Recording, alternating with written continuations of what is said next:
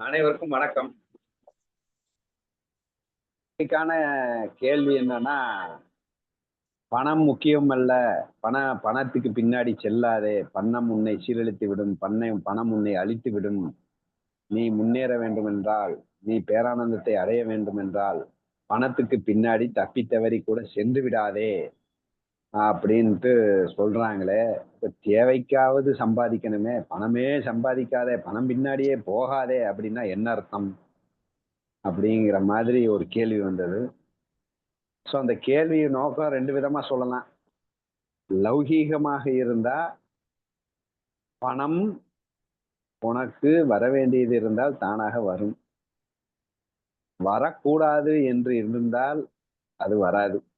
இது லௌகீகத்திலேயே நம்ம பார்த்துடலாம் இந்த பணத்துல. ஒருவன் கடுமையாக உழைத்து போராடி கொண்டிருப்பான். கடைசி வரைக்கும் பணம் சேராது. கடல்ல போய் விழுவான். இன்னொருவன் சும்மா உட்கார்ந்துட்டு இருப்பான். அறிவில்லாம இருப்பான். ஏதோ ஒண்ணு பண்ணுவான். பணம் கொட்டுன்னு கொட்டிரும். ஸோ இந்த பணம் என்பது நீ தேடிச் சென்றால் வந்துவிடும் என்பதற்கோ, நீ தேடாமல் என்றால் வராமல் இருக்குமோ என்பதற்கோ உத்தரவாதம் கிடையாது. அது அவன் கர்மாப்படி வரவேண்டியது இருந்தால் வரும், வரக்கூடாது என்றால் வராது. இதுதான் உலகத்துல எல்லாவனுக்கும் நடக்குது. ஏப்பா அது வரவேண்டியது இருந்தா தானா வரப்போகுது. வரக்கூடாது என்றால் அது வரவே போறதில்ல. பின்ன ஏன் அத நினைச்சிட்டு இருக்க? நீ பாட்டு அத நினைத்து அதை சம்பாதிக்கணும், அது இருக்கணும் எல்லாம் தூக்கி குப்பையில போட்டு, உன் இயல்புல நீ எதை செய்ய வேண்டுமோ அதை செஞ்சுட்டு இரு. வந்தா வந்துட்டு போகுது. வரலைன்னா நீ உழைச்சாலும் வராது. நீ ஏன் உழைச்சு கஷ்டப்படணும்? நானாக இருந்துட்டு சந்தோஷப்பட்டு போறேன் வறுமையிலேயே. அந்த உழைப்பின் அந்த கஷ்டமாவது இல்லாமல் இருக்கும்ல.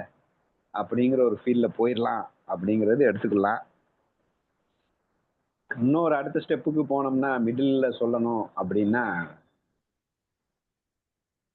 அவன் பக்தி யோகத்திலேயே சொல்லியிருக்காரு இல்லையா? ஹரி ஹரி அப்படின்னு சொன்னா, புக்தி முக்திசாரி ஹரித்யாச்சேன 4 வகையான முக்தியும் தந்துடுறேன். புக்தியும் தர்றேன். புக்தின்னா செல்வம், லௌகீக செல்வம், ஐஸ்வர்யம், எல்லா வளங்களும். சோ லௌகீக வளங்களையும் தந்து விடுகின்றேன், ஆன்மீக வளங்களையும் தந்து விடுகின்றேன் ஹரி என்று சொன்னால் அப்படின்னு. அப்போ பணம் சம்பாதிக்கணும்ட்டு டெக்னிக்கலா யோசிச்சு காலையில இருந்து நைட்டு வரைக்கும் உழைத்து பிளான் பண்ணி நொந்து நூலாகி சம்பாதிக்கணும் அப்படிங்கிறத விட ரொம்ப சிம்பிள் டெக்னிக்கு. அகங்காரத்தை தொலைத்து நன்றி உணர்வுலே என் அகங்காரத்தை கரைத்து ஹரி என்று மனப்பூர்வமாக உணர்ந்து கரைந்து கொண்டு இருந்தாலே உனக்கு எல்லாம் வந்துரும். அப்ப எளிய வழி. தானா வந்துருயா. சூப்பரான ஒரு வழி. ஆனா அது வந்தாலும் உனக்கு பெருசா தெரியாது. ஆனா வரும் அப்படின்னு ஹரிப்பாட்லயும் சொல்லியிருக்கிறாரு. ஸோ அதனால நீ உன்னுடைய அந்த ஆசையற்ற தன்மையை நன்றி உணர்வை பெருக்குவதற்கு, பக்தியிலே நிலைவதற்கு, ஞானத்திலே நிலைவதற்கு உண்டான வேலையை பார்த்துட்டே இரு. ஆட்டோமேட்டிக்காக உனக்கு உண்டானது தேடி எக்ஸ்ட்ராவே வந்துடும். நீ ஏன் அதை பத்தி கவலைப்படுற அப்படின்னு சொல்றாரு. 3வதா சொல்லணும் அப்படின்னா, அனைவருடைய தேவைகளும் நீ அயோக்கியனாக இருந்தாலும் சரி, முட்டாளாக இருந்தாலும் சரி, பைத்தியக்காரனாக இருந்தாலும் சரி, சோம்பேறியாக இருந்தாலும் சரி, அனைவருடைய தேவைகளும் அதனால் கருணாகரா தயாளா தேவைகள் பூர்த்தி செய்யப்படும். நம்ம ஏற்கனவே பார்த்திருக்கோம். பஞ்சபூதங்கள் தான் மிக முக்கிய தேவை. அது இலவசமா கொடுத்துட்டான். பஞ்சபூதங்கள் இலவசமா இருக்கிற வரைக்கும் நம்ம எதுவுமே இல்லாம சர்வே ஆகலாம். அதையும் தாண்டி இந்த உடுக்க உடை, உண்ண உணவு, இருக்க இடம் அப்படிங்கிற மாதிரி உன்னுடைய தேவைகள் பரிபூரணமாக பூர்த்தி செய்யப்படும். அது ரூல்லே வச்சிருக்கான். நம்ம நிறைய எக்ஸாம்பிள் பார்த்திருப்போம். யானை உழத் தெரியாது, விதைக்க தெரியாது, அறுவடை செய்ய தெரியாது, சேமிக்க தெரியாது. மிகப்பெரிய தேவை மனிதனை விட. ஆனால் அது நாளைக்கு என்ன நடக்குமோன்னு கவலைப்படல. அந்த யானையின் தேவைகளும் முழுமையாக பூர்த்தி செய்யப்படுகின்றன. யானையின் தேவையே பூர்த்தி செய்யும் போது என் தேவையை பூர்த்தி செய்ய மாட்டானா? சோ அதனால் என் தேவைகள் பூர்த்தி செய்யப்படும் என்கின்ற அறிவை கொண்டு வா.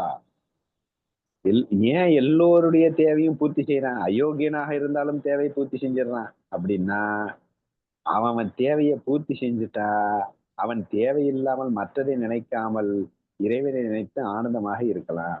ஏன்னா இறைவனின் நோக்கம் நீ ஆனந்தமாக இருக்கணும். நீ ஆனந்தமா இருக்கணும் அப்படின்னா நீ கமிட்மெண்ட் இல்லாம இருக்கணும். அகர்த்தாவாக இருக்க வேண்டும். கர்மம் உன்னை விட்டு விலகி இருக்க வேண்டும். அப்ப நீ கர்மத்தை தேக்கி ஏன் போடுற? எனக்கு பணம் வேணும், அது வேணும் அப்படின்ட்டு பணத்தை நோக்கி ஓடி விடுவாய். அதனால உன் தேவைக்கு நீ சம்பாதிச்சுக்கோன்னு சொல்லிட்டான்னா, தேவைக்கு சம்பாதிக்கிற அந்த கர்மால போய் அவன் கட்டுண்டு விடுவான். அதனால் நீ கவலைப்படாதே. உன் தேவைகளை நான் பூர்த்தி செய்து விடுகின்றேன். அதுல அன்கண்டிஷனா பூர்த்தி செஞ்சிடுறேன். இந்த பஞ்சபூதங்கள் அப்படித்தான். அயோக்கியனுக்கும் யோகியனுக்கும் ஒரே மாதிரிதான வெளிச்சத்தையும், காற்றையும், நீரையும் தருகிறது. மழை வந்து இவனுக்கு பெய்யறேன், அவனுக்கு பெய்யலன்னு நான் சொல்லலையே. அப்போ உன்னுடைய தேவையை கருணாகரன், தயாளன் நான் பூர்த்தி பண்ணிடுறேன். உன் வேலை என்ன? ஆனந்தமா இருக்கிறது, என்ஜாய் பண்றது. அதை மட்டும் பண்ணு. உனக்கு தேவையானதை நான் பண்ணிடுறேன். அதான் கண்ணா சொல்றான், நீ என்னை சரணடைந்து விட்டால் உன்னுடைய யோக சேமத்தையும் லோக சேமத்தையும் நான் பார்த்துக் கொள்கிறேன். நீ ஏன் தேவையில்லாம போட்டுட்டு இருக்க, கஷ்டப்பட்டுட்டு இருக்க? நீ வந்து அந்த ஈகோவை கரைச்சிரு, நன்றி உணர்வுல இரு, சரண்டர்ல இரு, இல்லைன்னா ஆனந்தமாயிரு. அதுக்குதான் நீ சரண்டர்னா ஆனந்தம். சோ நீ ஆனந்தமா இருந்தா போதும்பா. உன்னுடைய தேவைகளை நான் பூர்த்தி செய்வேன். இது எல்லோருக்கும் நடக்குது. அப்போ என் தேவைகள் அவன் பூர்த்தி செய்து விடுவான். நீ தேவையில்லாம நீ வந்து அதை நோக்கி போய் உழைத்து பிளான் போட்டு எக்ஸிக்யூட் பண்ணி என்ன பண்ண போற? இப்ப நம்ம குரூப்லயே ஒருத்தர் இருந்தாரு.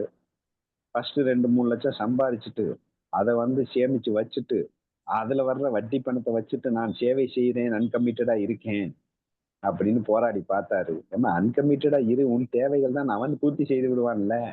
அதுக்கு நீ யோசனையே செய்ய வேண்டாம், சிந்தனையே செய்ய வேண்டாம். நீ உன் இயல்புல, உன் சுதர்மத்துல நீ விருப்பு வெறுப்பு இல்லாமல் ஆனந்தமாக இருந்து நீ செயலாற்றி கொண்டிரு. உன் தேவைகள்ல உன் குடும்ப தேவைகள், உன் குல கோத்திர தேவைகள் அனைத்தையும் நான் பூர்த்தி செய்கிறேன் தான். உடனே அவர் ஆரம்பிச்சாரு. அவரா சேவை பண்ண ஆரம்பிச்சாரு. இன்னைக்கு வரைக்கும் அவருடைய தேவைக்கு அதிகமா தான் அவருக்கு வந்துட்டு இருக்கு. அவர் வேற சேவை வேற பண்ணிக்கிறாரு பணத்தை. ஏன் என்கிட்ட எக்ஸ்ட்ரா இருக்கு அப்படின்னு. அப்போ ஆட்டோமேட்டிக்காக தேவைகள் பூர்த்தி செய்யப்படும். அதுதான் உண்மை. சோ அப்படி இருக்க நீ ஏன் தேவையில்லாம அதுக்கு பின்னாடி போய் கஷ்டப்படணும் அப்படிங்கிறதுக்காக அவர்கள் சொல்லுகிறார்கள். அடுத்து நான் முதல்ல சொன்ன மாதிரி கஷ்டப்பட்டா வந்துருங்கிறதுக்கு கேரண்டி கிடையாது. பின்ன ஏன் கஷ்டப்படணும்? 2வது இன்னொரு வழி இருக்கு சம்பாதிக்கிறதுக்கு. ஹரின்னு சொன்னா வந்துரும். 3வது நீ இன்னுமே பண்ணலைன்னாலும் உன் தேவைகள் பூர்த்தி செய்யப்படும். அப்ப நிம்மதியாக உன் யதார்த்தத்தில் ஏன் நான் வந்து என் சுதர்மத்தை மீறுறேன்? எதுக்கோ ஆசைப்பட்டு உன்னை அடையணும் அப்படிங்கிறதுக்காக என் சுதர்மத்தை மீறுறேன். ஏன்னா எனக்கு பாடுவது சுதர்மம் என்றால் எனக்கு பேசுவது சுதர்மம், அதை சம்பாதிக்க முடியாது. அப்ப கம்ப்யூட்டர் இன்ஜினியர் ஆயிரும். ஏன்னா சம்பாதிக்கணும், பேரும் புகழ் அதுல வருது அப்படின்னு சுதர்மத்தை மீறுவதற்கு காரணமே என் தேவைகளை நான் பூர்த்தி செய்ய வேண்டும் அப்படிங்கிற ஒரு கட்டாயம்ட்டு எனக்கு நினைச்சுக்கிட்டேன். இல்ல இல்ல எல்லோருடைய தேவைகளும் பூர்த்தி செய்யப்படுகின்றன அப்படின்னு ஒரு ஃபீல் நமக்கு வந்துருச்சுன்னா ஆட்டோமேட்டிக்காவே நம்ம வந்து நம்ம வழியை பார்த்துட்டு நம்ம சுதர்மத்துல நிம்மதியா ஆனந்தமா ஸ்டெப் இன்னைக்கே எடுத்து வச்சுட்டு ஜாலியா இருக்கலாம். ஆளால் தேவையில்லாமல் பணத்துக்கு பின்னாடி செல்லாதேன்னு அது வரும் வரும்னு வந்துகிட்டே இருக்கும். செல்வம் செல்வம்னு பேர் ஏன் வச்சோம்னா செல்வோம் போய்க்கொண்டே இருக்குமா, நிக்காதான் ஒரு இடத்துல. இன்னைக்கு என்கிட்ட இருக்கும், நாளைக்கு போயிட்டே இருக்கும். நீ அதை புடிச்சு மெயின்டைன் பண்ணி நிப்பாட்டுறதுக்கே எனர்ஜி எல்லாம் போயிடும். அப்படிங்கிறதுனால நீ வந்து அந்த சைடு போகாத அப்படின்னு சொல்றாங்க.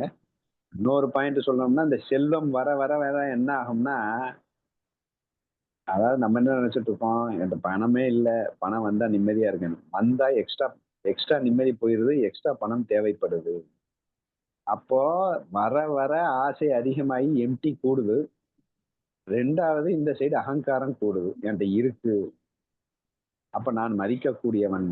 அப்ப அடுத்தவனை இளக்காரமா பார்க்கும் தன்மை.